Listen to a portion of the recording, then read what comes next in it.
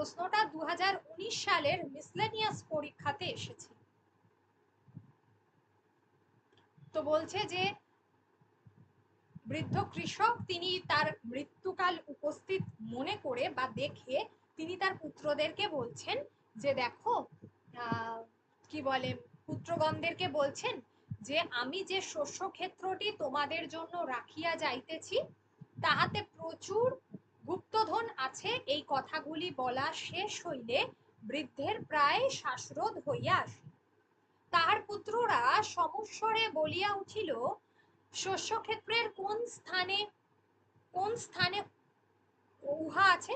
তখন বৃদ্ধ বলিল, খুঁড়িলেই সেই গুপ্তধন পাইবে। এই কথা বলা শেষ হইবা মাত্র শ্বাসরোধ হইয়া বৃদ্ধের মৃত্যু হইল। মানে সে বিস্তারিত ভাবে জানাতে পারলো না, শুধুমাত্র এইটা জানছে যে খুঁড়িলেই নাকি গুপ্তধন পাবে। তো বিশাল একটা শস্যক্ষেত্র, এই কথা বলা শেষ হইবা মাত্র শ্বাসরোধ হইয়া বৃদ্ধের মৃত্যু হইল। গুপ্তধন ক্ষেত্রের ঠিক কোনখানে আছে তাহা আর তাহার পুত্ররা জানিতে পারিল না। পিতার মৃত্যুর পর পুত্ররা সমস্ত শস্যক্ষেত্রটি খুঁড়িয়া ফেলিল, কিন্তু কোথাও কোনো গুপ্তধন মিলিল না। তবে খোঁড়াখুঁড়ির ফলে সেই বৎসর ওই ক্ষেত্রটিতে প্রচুর ফসল ফলিল। ইহাই সেই পিতৃকথিত গুপ্তধন। তো এখান থেকে আমরা বুঝতে পারছি যে আসলে তার পুত্ররা কি ছিল? অলস, তাই তো? সেই অলস পুত্ররা তার পিতার যে কোনো কাজ তারা করতে চাইতো না, এই যে তারা কাজ করতে চাইতো না তার ফলে কি হলো, দেখা গেল যে এই যে তারা কোনো কাজ করতে চাইতো না, তো তার ফলে তার পিতা একদিন তাদেরকে, তারা যাতে মৃত্যুর পর তারা কিভাবে খাবে এই কারণেই একটা গুপ্তধনের মিথ্যে গল্পের আশ্রয় নিল, তাই তো? আসলে কোনো গুপ্তধনই নেই, ওই যাতে ওই শস্য ক্ষেত্রটা তারা ভালো করে কি করতে পারে না, খুঁড়তে পারে। খুঁড়লে শস্য ক্ষেত্রটা আরো বেশি উর্বর হবে, ফলে পরের বছর অনেক বেশি উর্বর শস্য তারা পাবে। এটাই তাদের কাছে গুপ্তধন। পরের বছর যদি মানে প্রচুর পরিমাণে শস্য ফলে তাহলে সেটাকে তারা বাইরে বিক্রি করতে পারবে এবং তার বদলে তারা প্রচুর পরিমাণে অর্থ পাবে। এটাই তো মূল বিষয়। তো এখান থেকে আমরা বুঝতে পারছি এই যে যে প্রেসিটা অর্থাৎ ভাবার্থটা রয়েছে, এটা কিন্তু একটা আখ্যান ধর্মী একটা ভাবার্থ, ঠিক আছে? এই আখ্যান ধর্মী ভাবার্থটার এটাকেই আমাদেরকে লিখতে হবে, কিন্তু তুলনামূলক সংক্ষেপে লিখতে হবে, এর 1/3 লিখতে হবে। এবং সেই কারণেই যেটা একদম প্রথমেই আছে যে এই যে এক বৃদ্ধ কৃষকের সম্বন্ধে একটা সুন্দর গল্প আছে, এসব তো লেখা যাবে না, এগুলো হচ্ছে বাদ, এগুলো হলো বর্ণনা। এই প্রথম যে লাইনটা রয়েছে সেটাই হচ্ছে, প্রথম যে বাক্যটা রয়েছে সেটাই কিন্তু একটা বর্ণনা দেওয়া হয়েছে, ঠিক আছে? এখানে আমরা তাহলে কি করব, এখানে এখানে হচ্ছে বৃদ্ধের অকথিত গুপ্তধন, কেন এই কথাটা বলা হয়েছে বৃদ্ধের অকথিত গুপ্তধন? আচ্ছা, এটাকে দুভাগে করা যায় এই ভাবার্থটাকে। এই একটা ভাবার্থ তো আখ্যানটাকে তুলে করতে হবে, আর একটা ভাবার্থ যেটা হচ্ছে যে শুধুমাত্র তার যে মূল বিষয়টা সেটা, কিন্তু মূল বিষয়টা আমরা যেটাকে বলে থাকি নীতিবাক্য। নীতিবাক্যটা যদি তুলে করা যায়, নীতিবাক্যটাকে ওইভাবে তুলে করা যাবে না, কারণ তাহলে সেটা খুবই কম হবে। নীতিবাক্যর পরিবর্তে নীতিবাক্যটাকে এখানে আমরা শিরোনাম হিসাবে ব্যবহার করতে পারবো।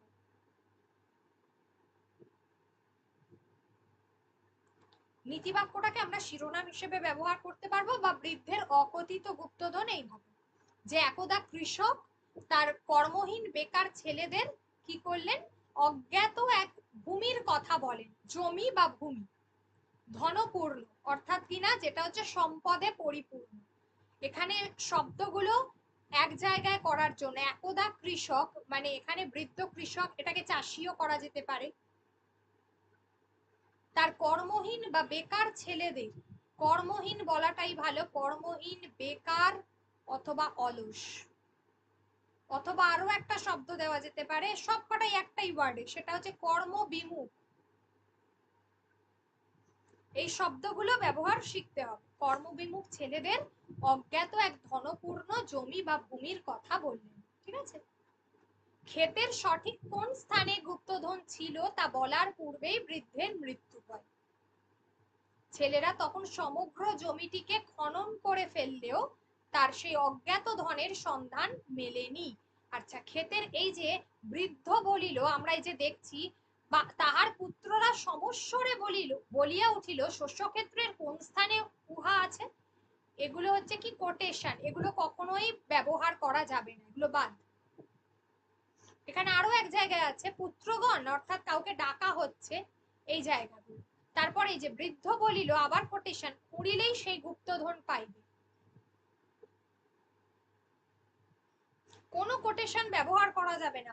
সেদিনকে আমি খাতা দেখছিলাম, আমার এক্সাক্ট মনে পড়ছে না, কিন্তু প্রমথ চৌধুরীর কোটেশনটা ব্যবহার করেছে কে, সৌরভ বা এরকম কেউ কিছু, আমি বারণ লিখে দিয়েছি খাতার মধ্যে, কারোর একটা লিখেছি, যাই হোক, যেটা হচ্ছে আমি লিখেছি যে কোনো কোটেশন ব্যবহার করা যাবে না। আর প্রচুর পরিমাণে অনেকে উত্তম পুরুষের ব্যবহার করেছে, আমাদের আমাদের এই শব্দটা একদম বাদ, এটা ভাবার্থর ক্ষেত্রে আসবেই না।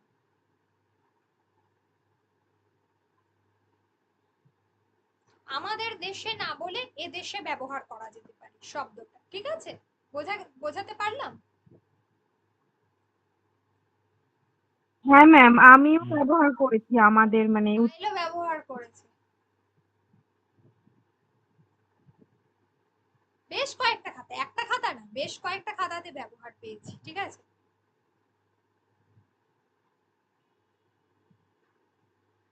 যাই হোক, তো যেটা বলছিলাম, তাহলে এগুলো এখানে এটাকে ছোট করতে হবে, অর্থাৎ পুত্র তার কর্মবিমুখ বা অলস বা বেকার ছেলেদেরকে জমির কথা বলেন, এই সরি কৃষক বা চাষি, ঠিক আছে, তার কর্মবিমুখ ছেলেদেরকে জমির কথা বলেন, এটা হচ্ছে প্রথমটা। তারপরে হচ্ছে ক্ষেতের ঠিক সঠিক কোন স্থানে গুপ্তধন ছিল তা বলার পূর্বেই তিনি মারা যান, সেকেন্ড বাক্যটা। ছেলেরা সমগ্র খনন করা সত্ত্বেও জমিটিকে তারা অজ্ঞাত ধনের সন্ধান মেলেনি, তবে সেই বছর গুপ্তধন স্বরূপ, এই যে গুপ্তধন কথাটা বলা হয়েছে, এখানে গুপ্তধন বলতে কোনটা, গুপ্তধন স্বরূপ অনেক ফসল হয়। তাহলে প্রথমেই আমরা বলবো যে এই যে বৃদ্ধ প্রথম বাক্যটাতেই এসেছে, যেটা পুত্রগণকে তিনি জানিয়েছেন। এবার পুত্রগণকে বলার আগেই তার মৃত্যু হয়েছে, এটা হচ্ছে দ্বিতীয় বাক্যটা। তাহলে প্রথম বাক্যটা এই জায়গাতে হবে, অর্থাৎ এইখানে তিনি জানিয়েছেন। দ্বিতীয় বাক্যটা হচ্ছে যে এই যে তার বৃদ্ধের মৃত্যু ঘটেছে নাম্বার 2 তে। এন্ড থার্ডে হচ্ছে যে মানে পুত্ররা দেখা গেল যে কিছুই পুরো শস্য ক্ষেত্রটা খুললেও অজ্ঞাত স্বরূপ সেই অজ্ঞাত সেই ধন বা গুপ্তধন সেটা মিলল না, এবং তার পরিবর্তে কি হলো, তার পরিবর্তে যে অকথিত, অর্থাৎ কিনা সেই সেই গুপ্তধন স্বরূপ অনেক কি হলো, ফসল হলো।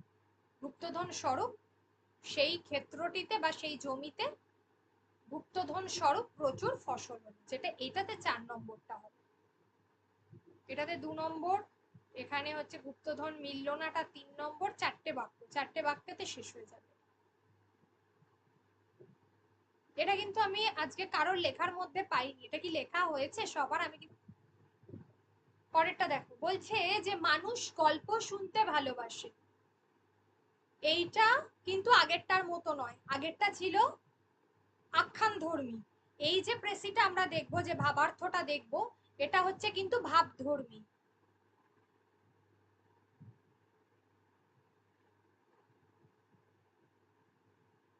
ভাবধর্মী অবশ্যই কটা ওয়ার্ড লিমিট আছে সেটা গুরুত্বপূর্ণ।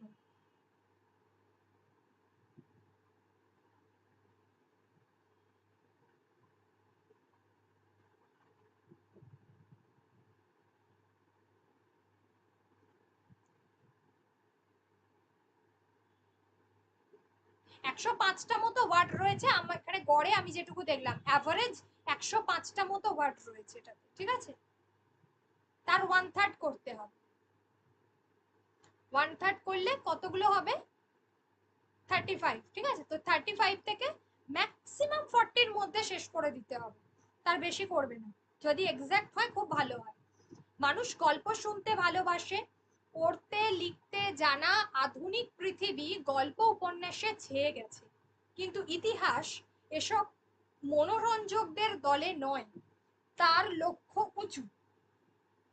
অতীতের কাহিনী সে বলে বটে, সমস্ত রকম মিথ্যা, রাগ, বিরাগ, কল্পনার খাদ মুক্ত অতীতের খাঁটি সত্য। কিন্তু সত্য কথা বলাই ইতিহাসের কাজ নয়। যদিও গল্প সত্য হলে লোকের তাতে বেশি অনুরাগ। লোকে ভূতের গল্পেও সত্য ভূতের গল্প শুনতে চায়, অর্থাৎ লোকে বাস্তবটাকে বেশি শুনতে চায়, কল্পনাটাকে বেশি শুনতে চায় না। এখানে ইতিহাসের কথা বলতে চেয়েছে যে মানুষ গল্প শুনতে চায়, তাই জন্য দেশে এত বেশি উপন্যাস। অর্থাৎ আমরা জানি যে গল্পের আখ্যান কিসের মধ্যে থাকে, উপন্যাসে থাকে, ছোট গল্পে থাকে। তো এখানে সেই দুটোর কথাই বলা হয়েছে, একটা গল্প আর একটা হচ্ছে উপন্যাস। কিন্তু ইতিহাস এসব মনোরঞ্জকদের দলে নয়, কারণ ইতিহাস বাস্তবের কথা বলে। বাস্তবে পলাশির যুদ্ধ হয়েছিল বলেই ইতিহাস তার কথা বলে আমাদের। এক কথায় ইতিহাসের ঘটনা সত্য ঘটনা, তার লক্ষ্য উঁচু। অতীতের কাহিনী বলে বটে সে, কিন্তু সমস্ত রকম মিথ্যা, রাগ, বিরাগ, কল্পনার খাদ মুক্ত অতীতের খাঁটি সত্য। কিন্তু সত্য কথা বলাই ইতিহাসের কাজ নয়। যদিও গল্প সত্য হলে লোকের তাতে বেশি অনুরাগ। লোকে ভূতের গল্প, সেটাও সত্য ভূতের গল্প শুনতে চায়, কারণ গল্প বলাটা ইতিহাসের উপলক্ষ্য নয়, উপায় মাত্র। ইতিহাসের মূল লক্ষ্য হচ্ছে অতীতের আলোতে বর্তমানের পথ দেখানো, যে অতীতটাকে দেখানো, যে অতীতের ভুলগুলো শোধরানো। সেইটা বা অতীতের ভুল না শোধরালেও, মানে অতীতে মানুষ কি ধরনের জীবনধারায় চলেছে তখন, তো সেই সেই তার পথেই যদি বর্তমান এগিয়ে চলে, ইতিহাস সেটাই আমাদের বোঝায়। অর্থাৎ কিনা ভারতের স্বাধীনতা আন্দোলনের পথকে যদি আমরা দেখি, তাহলে ইতিহাস আমাদের সেটাই বলবে যে বর্তমানে কিভাবে চলতে হবে, তারা কিভাবে চলেছিল, এখন কিভাবে চলতে হবে। এটাই মনীষীদের কথা আমরা পড়ি না, নেতাজি সুভাষচন্দ্র বসু, স্বামী বিবেকানন্দ, ইতিহাস তো এদের কথাই বলে, এরা কিভাবে চলেছিল তাদের পথেই আমরা অনুসরণ করি।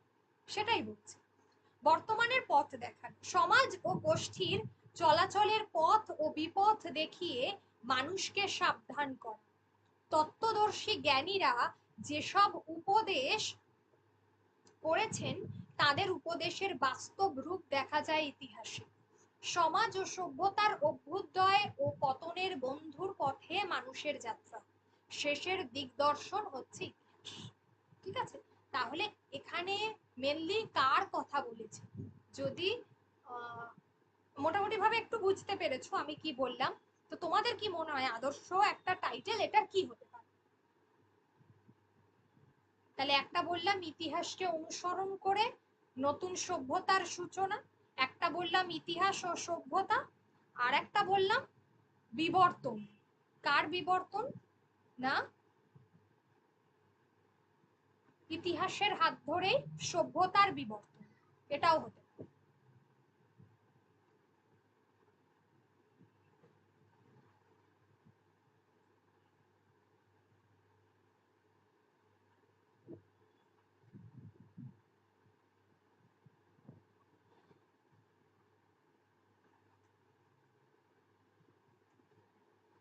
আচ্ছা,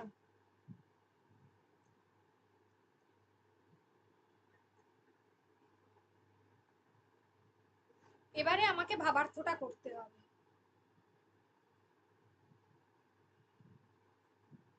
সবার বুঝতে কি অসুবিধা হচ্ছে কিছু? এত চুপচাপ কেন?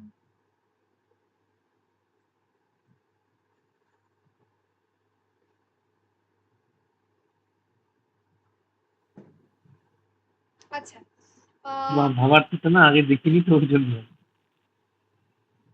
আচ্ছা, বলছে যে আধুনিক পৃথিবীর সমাজ ও সভ্যতাকে গল্প মনোরঞ্জন করে ইতিহাস নিয়ে। আচ্ছা, এটাকে আমি একটু কঠিন আছে তো একটু এটাকে অন্যভাবে বোঝাই। এটাকে যদি বলি যে এই যে বলছে যে আমি আগেই বলেছি যে এটা কিন্তু আগের মতো ঘটনাধর্মী নয়, এটা ছিল একটা ভাবধর্মী, তাই তো? তো যেহেতু এটা ছিল ভাবধর্মী, তো এটাকে আমরা কি করব, এটাকে যখন ভাবধর্মী, তাহলে এটাকে আমরা কিভাবে উত্তর করব? একটা হচ্ছে যে মানুষ গল্প শুনতে ভালোবাসে, তাহলে প্রথম হচ্ছে আধুনিক পৃথিবীর সমাজ ও সভ্যতাকে গল্প মনোরঞ্জন করে, ইতিহাস নয়। ঠিক আছে, মানে আধুনিক পৃথিবীর সমাজ এবং সভ্যতা, মানে বা আধুনিক পৃথিবীর মানুষকে এটাও হতে পারে যে প্রথমেই বলেছে যে মানুষ গল্প শুনতে ভালোবাসে, অর্থাৎ মানুষকে গল্প কি করে, এক কথায় গল্প উপন্যাস বা এরা মনোরঞ্জন করে, তাই তো? এই কারণেই তো আমরা পড়ি, এক কথায় কি হয়, এন্টারটেন করে। এন্টারটেন করে বলে আমরা পড়ি। তাহলে মানুষকে কি করছে, বা আধুনিক সভ্যতা বা সমাজকে গল্প মনোরঞ্জন করে, ইতিহাস নয়। ইতিহাস সেই দলে পড়ে না। তাহলে এটা হলো ফার্স্ট, প্রথম বাক্যটা হবে এটা। তার লক্ষ্য উঁচু, তাহলে এটা আমাদের আর কিচ্ছু করার দরকার নেই, এটা বাদ। এক কথায় আমরা বলেই দিয়েছি যে ইতিহাস হচ্ছে মনোরঞ্জন করে, এর থেকে তো বেশি কিছু দরকার নেই। এবার হচ্ছে অতীতের কাহিনী সে বলে বটে, কিন্তু সমস্ত রকম মিথ্যা রাগ বিরাগ কল্পনার খাদযুক্ত অতীতের খাঁটি সত্য। অর্থাৎ এক কথায় কি বলছে, ইতিহাস অতীতের সত্যি কথাটাকে বলে, তাই তো? ইতিহাস সমাজ এবং সমাজের, বা এটাকে আমরা বলতে পারি সভ্যতার, এই যে সভ্যতা আছে সমাজ আছে, এটাকে আরেকটা নাম দিতে পারি। এই যে সমাজ আর সভ্যতার কথা যদি আমরা ধরি, সমাজ আর সভ্যতার কথা দিতে পারি, অথবা সমাজ বা সভ্যতার আরেকটা যেটা কি বলে সমার্থক শব্দ আছে, সেটা হচ্ছে গোষ্ঠী। গোষ্ঠীর কথা আমরা দিতে পারি। অর্থাৎ ইতিহাস কোন সমাজ এবং গোষ্ঠীর অতীতের সত্য কাহিনীকে তুলে ধরে, খাঁটি সত্য, অতীতের সত্য কাহিনীকে তুলে ধরে, ঠিক আছে? বা প্রাচীন যুগের সত্য কাহিনীকে তুলে ধরে, এটা আমরা বলতে পারি। তাহলে দ্বিতীয় বাক্যটা হবে এখান থেকে, ইতিহাস সবসময় সত্য কাহিনীকে তুলে ধরে। এইভাবে না লাইনে দাগ দিয়ে দিয়ে পড়তে হয়, তাহলে কি হবে, জিনিসটা পরিষ্কার হবে। এবং সব থেকে বড় কথা, বিসিএস এ যেটা ব্যাপার থাকে যে একটা রাফ ওয়ার্ক করতে দেয়, এখানে অতটা রাফ ওয়ার্ক করার সুযোগ দেবে না, ঠিক আছে? এখানে দেয় না।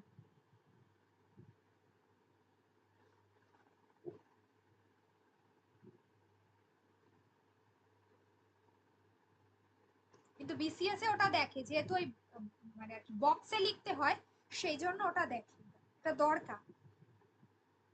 আচ্ছা, এখানে আরেকটা শব্দ আছে যেটা আমি প্রথমেই বলছিলাম, মনোরঞ্জন, যেটা আমাদের মনে আনন্দ দেয়। মনোরঞ্জন করা মানে আমাদেরকে আনন্দ দেওয়া বা প্রফুল্লতা আনা। এই শব্দটা আমরা ব্যবহার করতে পারি যদি আমরা প্যাসেজের শব্দ না দিতে চাই, বা না দেওয়াটাই উচিত ভাবার্থর ক্ষেত্রে যতটা সম্ভব। তাহলে আমাদেরকে মানে মানুষকে প্রফুল্লতা দান করে বা আনন্দ দান করে, সেটাকে না এই ইতিহাস, ঠিক আছে? মনোরঞ্জনটা যদি আমরা না ব্যবহার করি, এইটা। তারপরে হচ্ছে এখানে দেখো, এখানে বলেই দিয়েছে যে ইতিহাসের কাজ হচ্ছে সত্যি কথা বলা, তাহলে এখানে তো আর কিছু বলার দরকার নেই। এবার এই যে এত বেশি ভূতের গল্পের কথা উল্লেখ করেছে, সব ভূতের গল্প হচ্ছে বাদ, এগুলো হলো উদাহরণ, ভূতের গল্প তো দেওয়ার দরকার নেই। ইতিহাসের মূল লক্ষ্য, এখান থেকে আমরা চলে আসবো, যে অতীতের আলোতে বর্তমানের পথ দেখানো, সমাজ ও গোষ্ঠীর চলাচলের পথ ও বিপথ দেখিয়ে মানুষকে সাবধান করা। অর্থাৎ যে সমস্ত সমালোচকরা, এই যে তত্ত্বদর্শী শব্দটা এসেছে, তত্ত্বদর্শী হচ্ছে তত্ত্ব সমালোচক, যারা সমালোচক, বিজ্ঞ, জ্ঞানী হচ্ছে বিজ্ঞ, বিজ্ঞ মানুষরা, ঠিক আছে? ঐতিহাসিকরা, এটা ঐতিহাসিকরাও হবে, ঠিক আছে? এই জায়গা অতীতের ঐতিহাসিকদের যে জ্ঞানের আলোয় সমাজকে বর্তমানের পথ দেখায়, সমাজকে বর্তমানের পথ দেখায়। অতীতের তত্ত্ববিদদের বা ঐতিহাসিকদের জ্ঞানের আলোয়, বা ঐতিহাসিকদের করবে যে তত্ত্বদর্শীরা, অর্থাৎ কিনা এই যে তারা যে জ্ঞানটা দিচ্ছে, অর্থাৎ ঐতিহাসিকরা কি করছে না, তাদের জ্ঞানের আলোয় ভবিষ্যতের মানে ভবিষ্যৎকে বা বর্তমানকে এখানে লিখবে, এখানে ভবিষ্যৎ তো নেই, বর্তমান আছে, বর্তমানকে পথ দেখায়। এটা একটা হলো, এই সেন্টেন্সটা তুলে, এটা 3 নম্বর হবে, থার্ড বাক্যটা। এন্ড লাস্ট ওয়ান হচ্ছে যেটা, ইতিহাস মানব সমাজ ও সভ্যতার যাত্রাপথের শেষ নিদর্শন হয়ে আছে। মানব সমাজ এবং যাত্রাপথে শেষ নিদর্শন হয়ে আছে। শেষ, এই যে দিগদর্শন আছে কথাটা, এই দিগদর্শন শব্দটাকে আমরা নিদর্শন হিসেবে ব্যবহার করি। দিগদর্শন মানে হচ্ছে যে ধারণায় পথ চলতে সাহায্য করে, ঠিক আছে, যার উপর যে ধারণায় ভর করে মানুষ পথ চলতে শেখে তাকেই আমরা দিগদর্শন বলে থাকি। তাহলে ইতিহাস হচ্ছে মানব সভ্যতা এবং সমাজের। আচ্ছা, এখানে আরেকটা শব্দ হচ্ছে বন্ধু। বন্ধুর মানে কি? অসমতল। আমি আগেই বলেছি যে জীবনের যে যাত্রাপথ সেটা কোনোদিন সহজ হয় না, সেটা এবড়ো খেবড়ো হয় তার পথ, তাই তো? তো বন্ধুর মানে অসমতল, সেই অসমতল যাত্রাপথের শেষ দিগদর্শন হচ্ছে ইতিহাস, বা শেষ নিদর্শন হচ্ছে ইতিহাস।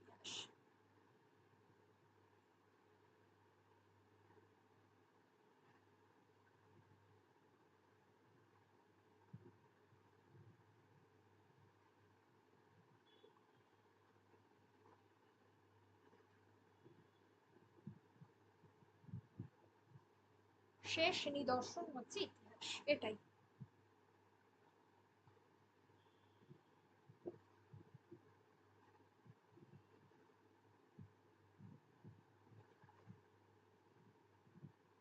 বলো, কারোর বুঝতে অসুবিধা আছে? এখানে আমি উত্তরটা করে দিয়েছি। আছে বুঝতে অসুবিধা? না ম্যাম, এটা একবার চেষ্টা করি, এটা আসলে দেখিনি তো তখন। আর লাস্ট ওয়ান হচ্ছে এটা, এটা আমাকে বলে তারপর আমি আজকের ক্লাস শেষ করবো, এটা তোমরা বলবে। বলো।